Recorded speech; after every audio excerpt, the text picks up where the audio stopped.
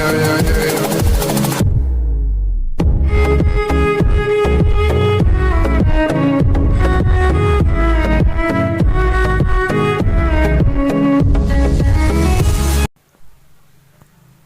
दोस्तों, स्वागत है मेरी एक और नई वीडियो में। तो आज हम लोग कुछ डेफिनेशंस और कुछ थ्योरम के बारे में बात करेंगे। पहले कुछ कंटेंट्स को देखेंगे जिसमें कुछ डेफिनेशंस आते हैं। तो पहला डेफिनेशन आता है एनालिटिक फंक्शन। तो हम लोगों ने अपनी जो प्रीवियस वीडियो है उसमें एनालिटिक फंक्शन को एकदम डीपली स्टडी करके उसको अच्छे से बता दिया है। तो एनालिटिक फंक्शन एक्चुअल में होता क्या है आप लोग उसमें पूरा डिटेल से पढ़ पाएंगे। तो आप लोग प्लीज़ मेरी प्रीवियस वीडियो को एक बार चेक कर लीजिए, जो कि एनालिटिक फंक्शन के नाम से ही होगा। तो मैं आज आप लोग को एनालिटिक फंक्शन एकदम थोड़ा सा शॉर्टकट में बताऊंगा कि एनालिटिक फंक्शन होता क्या है।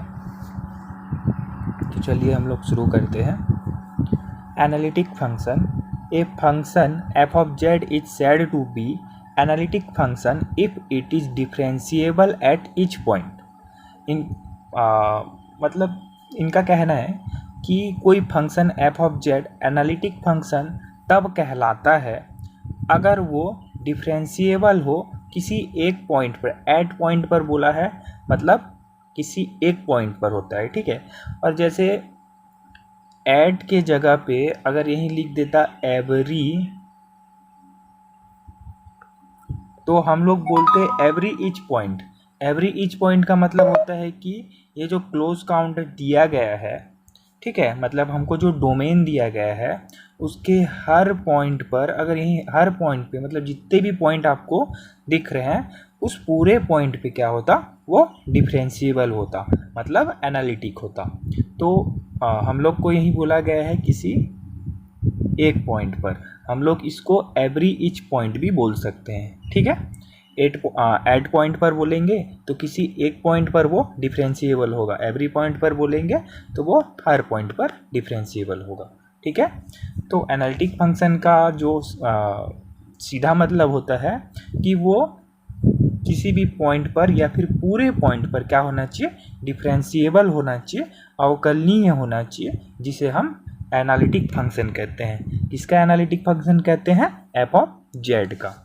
तो सी का मतलब यहीं पे क्लोज काउंटर होता है ना। और हम लोग सेकंड जो कंटेंट है उसको देख लेते हैं, जिसका नाम है डिफरेंशिएबिलिटी। डिफरेंशिएबिलिटी का एक्चुअल मीनिंग होता है कि अवकलनीयता।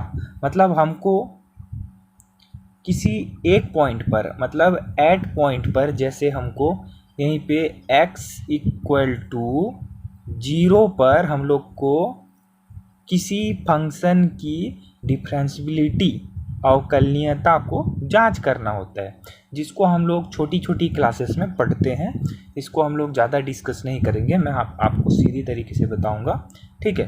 तो हम लोग एक चीज़ और क्लियर कर लेते हैं, ओके, कि कोई फंक्शन एफ ऑफ जेड किसी एक पॉइंट पर डिफरेंशिएबल है। डिफरेंशिएबल है इसका मतलब क्या है? एनालिटिक है। तो उसी पॉइंट पर एफ ऑफ जेड क्या होगा? अवकलनीय, कंटिन्यूअस होगा, ठीक है। मेरा कहना है कि एफ ऑफ जेड किसी पॉइंट पर डिफरेंशिएबल है तो उसी पॉइंट पर वो क्या होगा? कंटिन्यूअस भी होगा। लेकिन ये ज़रूरी नहीं है कि कोई फंक्शन किसी पॉइंट पर कंटिन्यूअस हो तो उसी पॉइंट पर डिफरेंशिएबल होगा या नहीं होगा, ये नहीं है। बट ये है कि कोई पॉइंट पर कोई फंक्शन डिफरेंशिएबल है तो उस पॉइंट पर वो पहले से कंटिन्यूअस है, ठीक है। वो हम निकालेंगे तो भी है और नहीं निकालेंगे तो भी है, ठीक है। ये आप लोग को समझ में आ गया होगा। तो ये जो 1 2 3 करके हम लोग पॉइंट वाइज मतलब लिखे हैं, तो इसका मीनिंग क्या होता है इसको बताते हैं। ये एक्चुअल में डिफरेंशियबिलिटी की जो है ये फॉर्मूलेज हैं। ओके, फॉर्मूला है, तो इस फॉर्मूला को हम लोग डिफरेंशियबिलिटी जब निकालते हैं तो उस टाइम यूज करते हैं। पहले हम लोग F of A minus H निकालते हैं और फिर माइनस एफ ऑफ ए निकालते हैं, फिर दोनों को माइनस कर देते हैं, उसके बाद एच से हम लोग डिवाइड कर देते हैं, उसके बाद एच टेंड्स टू 0 लगाते हैं। ठीक है, उसके बाद जो वैल्यू आता है वो आता है। ठीक है, अब डिफरेंशियबिलिटी कब होगा, मेन पॉइंट ये आता है। हम लोग डिफरेंशियबिलिटी बोल तो रहे हैं, बट डिफरेंशियबिलिटी होगा कब। अब f of z equal to हम लोग को सपोज दे दिया है एक्स, ये कोई फंक्शन है और ये किस पॉइंट पर है, डिफरेंशियबिलिटी 0 पॉइंट पर है। ये हम लोगों ने एग्जाम्पल ले लिया। ओके, तो ये एग्जाम्पल ले लिया, तो f of z equal to अगर हम लोग एक्स इक्वल टू 0 रखते हैं तो क्या आ जाएगा, एफ ऑफ जेड का जो वैल्यू है वो क्या आ जाएगा, 0 आ जाएगा। ठीक, तो एफ ऑफ जेड का वैल्यू 0 आ गया, तो इस वैल्यू को भी 0 आना होगा, इस वैल्यू को भी 0 आना होगा, तब ये x इक्वल टू 0 पर क्या है, डिफरेंशियबिलिटी है। मतलब इसका वैल्यू और एफ ऑफ जेड का वैल्यू इक्वल होना चाहिए, तो उसको हम लोग डिफरेंशियबिलिटी कहेंगे। ठीक है, अब डिफरेंशियबिलिटी पे हम लोग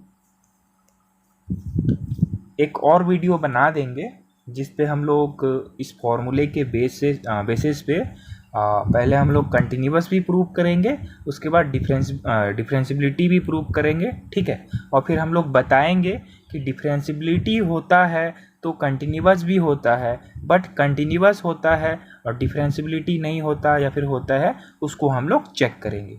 तो उसको हम लोग नेक्स्ट वीडियो में देखेंगे। ठीक है, तो कंटिन्यूअस के लिए भी एक फॉर्मूला होता है। कंटिन्यूअस के लिए सिंपल सा फॉर्मूला होता है, इसका जो ये भाग देख रहे हैं ये कंटिन्यूअस के लिए है। ये एल का मतलब लेफ्ट हैंड साइड है और आर का मतलब राइट हैंड साइड है। तो ये राइट हैंड साइड का फॉर्मूला है, ये लेफ्ट हैंड साइड का फॉर्मूला है। ठीक है, किसके लिए, कंटिन्यूअस के लिए। और डिफरेंशियबिलिटी के लिए तो हम लोग लिख ही चुके हैं, है ना। तो हम लोग आगे चलते हैं थ्योरम की ओर, क्योंकि थ्योरम बहुत ही ज़्यादा लंबा है और हम लोग इस वीडियो को ज़्यादा लॉन्ग बनाना नहीं चाहते। तो हम लोग आते हैं प्रूफ ऑफ थ्योरम। तो पहले हम लोग स्टेटमेंट देख लेते हैं। Let f of z be analytic within and on a close contour c and let v any point within c. तो इनका कहना है कि एफ ऑफ जेड एनालिटिक है कोई क्लोज काउंटर सी में, और हम लोग मान लेते हैं कि v any point within c, कोई एनी पॉइंट पर है, मतलब किसी भी पॉइंट पर वह एनालिटिक हो सकता है। हम लोग अगर इस स्टेटमेंट को एनी पॉइंट की जगह एवरी पॉइंट भी हम लोग लिखते हैं तो गलत नहीं होगा। ठीक है, तो देन तब हम लोग को प्रूव करना है f of a equal to 1 divided by 2 pi i integration c f of z divided by z minus a d z. तो यहीं पे आप लोग को समझ में आ रहा होगा, है ना, कि ये इंटीग्रेशन सी क्यों है। तो इंटीग्रेशन सी का मतलब होता है हम लोग को क्लोज काउंटर पे दिया गया है, इसीलिए हम लोग सी लेके चल रहे हैं।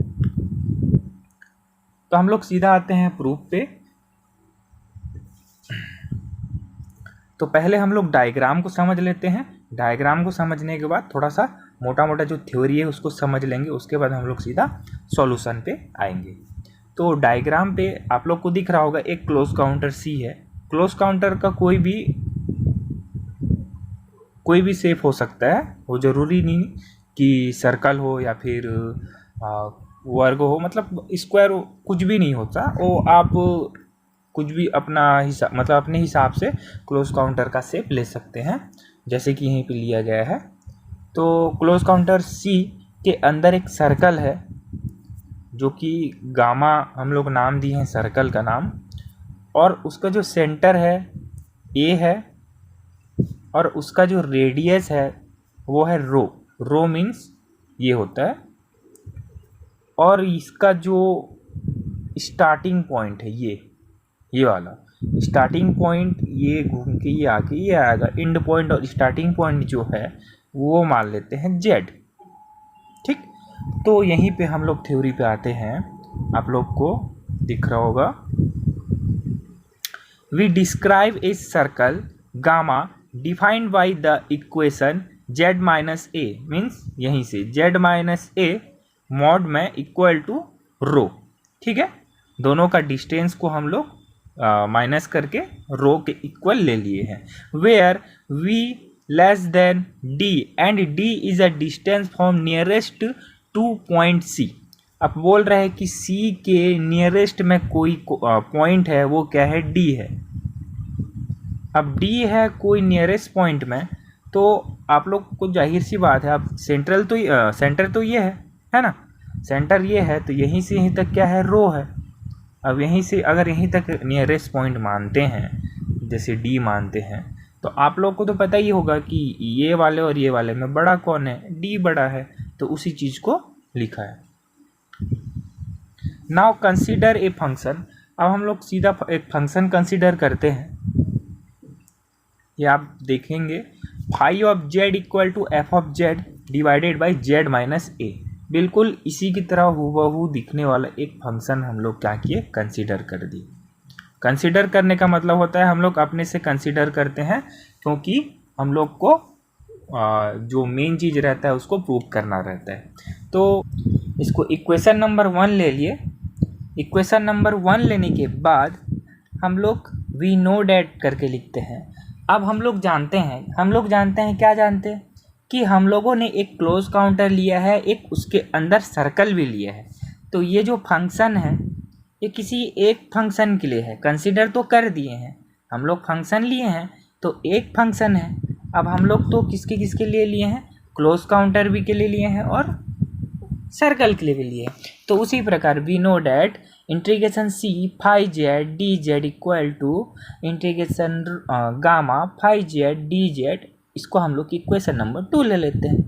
अब वेयर सी एंड जो गामा है वो क्या है, दोनों के लिए अलग अलग हम लोग कंसिडर किए हैं फंक्शन, एक क्लोज काउंटर एक सर्कल के लिए, और दोनों के दोनों पॉजिटिव हैं, ये लिखा है यहीं पे। ठीक है, उसके बाद हम लोग जो फाई ऑफ जेड के इक्वल है f of z divided by z minus a, उसी को हम लोग पुट कर देते हैं इस पॉइंट पे।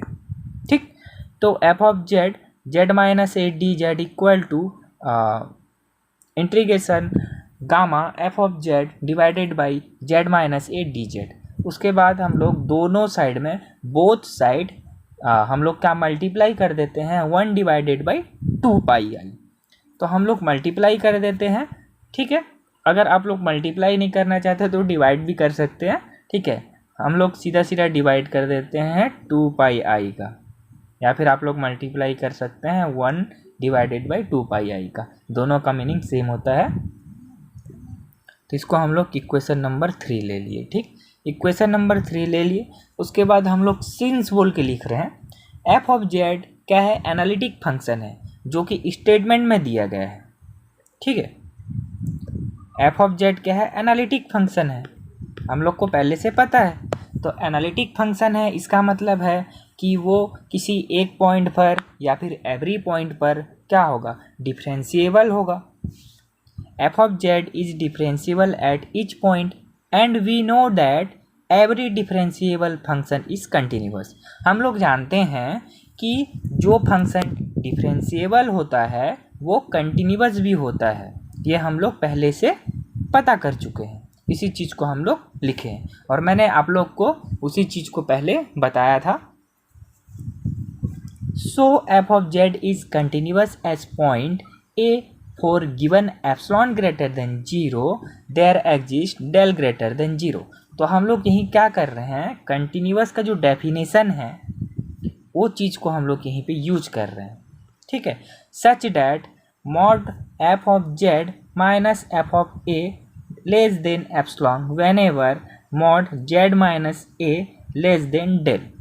तो इसको हम लोग इक्वेशन नंबर 4 ले लिए। अब आप लोग याद रखना, इक्वेशन नंबर 4 में ये पोर्शन और इक्वेशन नंबर 3 में ये पोर्शन, हम लोग को बहुत ही ज़्यादा यूजफुल होने वाले हैं, आगे चल के काम आने वाले हैं, तो आप लोग उसको याद रखिएगा। तो हम लोग सीधा फॉर्म इक्वेशन नंबर 3 से लेते हैं। फॉर्म इक्वेशन नंबर 3 से किसको उठाते हैं आप लोग, देखिए 1 divided by 2 pi i gamma f of z divided by z minus a d z. तो आप लोग सोच रहे होंगे कि इक्वेशन नंबर 3 में ऐसा कुछ तो दिया नहीं है, तो इक्वेशन नंबर 3 से हम लोग सिर्फ और सिर्फ इस वाले पोर्शन को लेके सॉल्व कर रहे हैं। उसके बाद इसके इक्वल जो भी आएगा इसके साथ इक्वल में पुट कर देंगे और दोनों को इक्वल कर देंगे, ठीक है। तो हम लोग इसको लेते हैं, सर्कल वाला जो हिस्सा है उसको लेते हैं और उसको हम लोग सॉल्व करते हैं।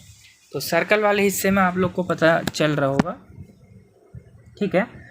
तो इसके इक्वल में हम लोग 2 pi i gamma integration f of z minus f of a plus f of a. अब minus f of a plus f of a means cancel out, मतलब 0, तो बचेगा एफ ऑफ जेड ही। तो हम लोग कैसे लिख सकते हैं इसको, ठीक है। इसको ये लिखने के बाद इम्प्लाइज दैट करके हम लोग इसको तो जैसे का वैसा लिखे हैं। उसके बाद इधर हम लोग क्या चेंजेस किए हैं उसको देखिए, यहीं पे दिख रहा होगा f of z minus f of a. इस वाले पोर्शन को एक साइड और फिर प्लस करके इस वाले पोर्शन को एक साइड लिखें।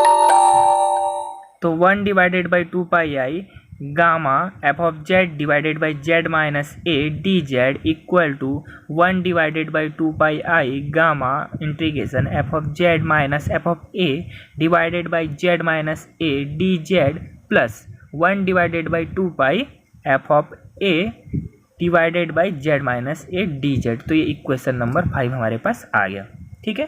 यहीं पे कुछ नहीं किए हैं गाइस, है ना।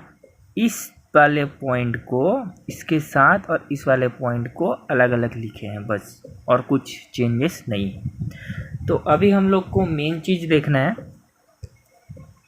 अब equation number 5, now form equation number 5।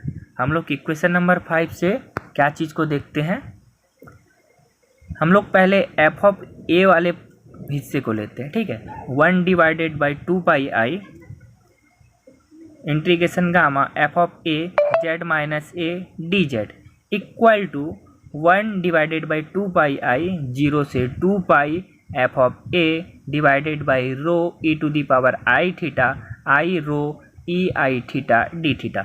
अब आप लोग को ये समझ में नहीं आ रहा होगा कि ये 0 से 2 पाई क्यों हुआ, उसके बाद ये रो ई आई थीटा क्यों आ गया और डी थीटा कैसे हो गया। तो ये सब मैं आपको समझाता हूँ। पहले आप लोग को मैं ये रो और ई आई थीटा कैसे आया उसको बताता हूँ। तो हम लोगों ने पहले ये वाला देखा था कि mod of z minus a equal to rho होता है। किस बेसिस पे हम लोग इसको लिखे थे, इसको हम लोग सर्कल के बेसिस पे लिखे थे। मैं आप लोग को एक बार दिखाता हूँ, ये वाला पॉइंट सर्कल के बेस पे, ठीक। तो इसको हम लोग जब मॉड हटा देंगे तो मॉड हटाने पर ये रो ई आई थीटा, मतलब मॉड हटा देने पर ये ई आई थीटा ऐड हो मल्टीप्लाई हो जाता है, सॉरी। तो इसको हम लोग एक बार क्या करते हैं, डिफ्रेंशिएशन कर देते हैं। डिफ्रेंशिएशन करने के बाद क्या आता है, d z equal to rho e i theta i d theta हो जाता है। उसके बाद हम लोग इसको सॉल्व करते हैं। देखो सॉल्व करने पर आप लोग को दिख रहा होगा ई आई थीटा, है ना। उसके बाद आप लोग को दिख रहा होगा यहाँ ये रो भी कट रहा है, ठीक, रो भी कट रहा है। उसके बाद आपका यहीं पे 2 पाई नहीं आई और यहीं का आई ये भी कट रहा है, ये आई और ये आई भी कट रहा है, ठीक। तो हमारे पास जो बचता है वो बचता है f of a divided by 2 pi integration 0 से 2 पाई और डी थीटा। अब हम लोग को ये भी समझना है कि 0 से 2 पाई कैसे हुआ। अब हम लोग समझते हैं, जैसे ये कोई पर्टिकुलर लाइन है तो यहीं से जब हम लोग यहीं तक हम लोग चंदा से नापते हैं, है ना, एक्चुअल हम लोग चंदा से नापते हैं, तो कितना होता है, यहीं से यहीं तक जो डिग्री होता है 180 डिग्री होता है। मतलब यहीं से हम लोग जब यहीं जाते हैं तो 180 डिग्री होता है। जब यहीं से हम लोग यहीं फिर से आएंगे तो कितना होगा, 360 डिग्री होगा। 180 प्लस 180, 180 प्लस 180 360। तो उसी चीज़ को हम लोग लिखे हैं पाई मीन्स होता है 180। ठीक है, तो इसलिए हम लोग 2 पाई लिखे हैं। तो ये चीज़ समझ में आ गया होगा। उसके बाद हम लोग यहीं पे सिंपली कुछ नहीं किए, F of A 2 pi D theta का हम लोग इंटीग्रेशन किए, थीटा हो गया। अब 2 पाई माइनस 0, तो 2 पाई आ गया, यहीं पे 2 पाई भी कैंसिल आउट हो गया, और लास्ट में बचता है हमारे पास एफ ऑफ ए इसके इक्वल। ठीक है, अब हम लोग इक्वेशन नंबर 5 को लेते हैं। इक्वेशन नंबर 5 में हम लोग इस चीज़ का वैल्यू को निकाले हैं, इस चीज़ का वैल्यू को निकाला है एफ ऑफ ए। तो उसी चीज़ को हम लोग यहीं पे पुट किए एफ ऑफ ए। अब हम लोग एफ ऑफ ए को उधर ट्रांसफ़र कर देते हैं, तो प्लस में है तो ये माइनस में हो जाएगा। उसके बाद हम लोग इस वाले वैल्यू को हम लोग सॉल्व करना स्टार्ट करते हैं। तो f of z minus f of a, इस चीज़ को आप लोग ध्यान में रखना। यहाँ पे कंटिन्यूअस का जो डेफिनेशन है वो यूज होगा। ठीक है, तो सिंपल हम लोग देखते हैं, दोनों साइड हम लोग क्या कर देते हैं, मॉड अप्लाई कर देते हैं।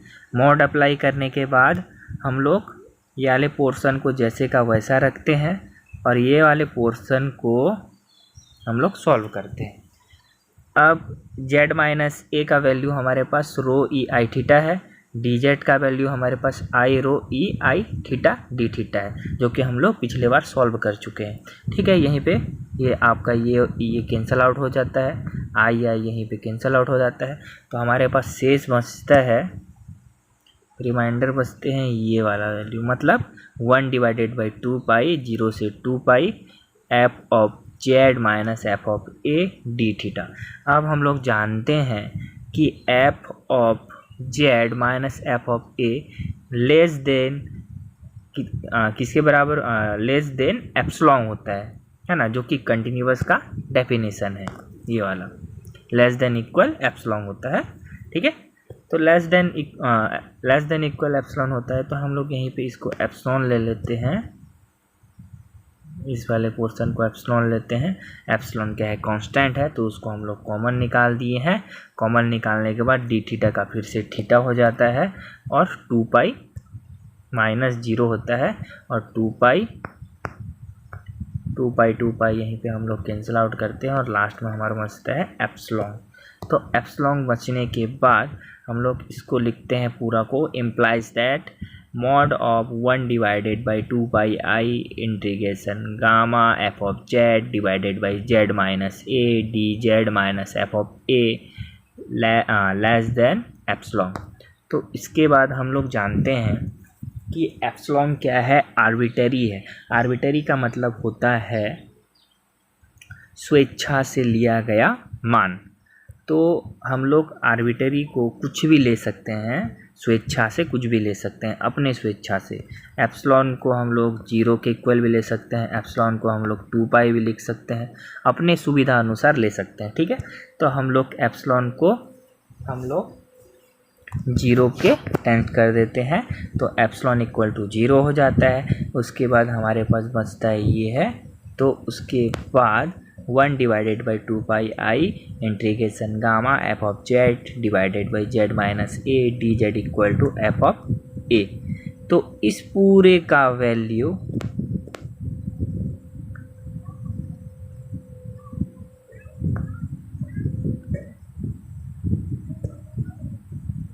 और इस पूरे का वैल्यू दोनों इक्वल है ना, ये और उसको इक्वल ले सकते हैं।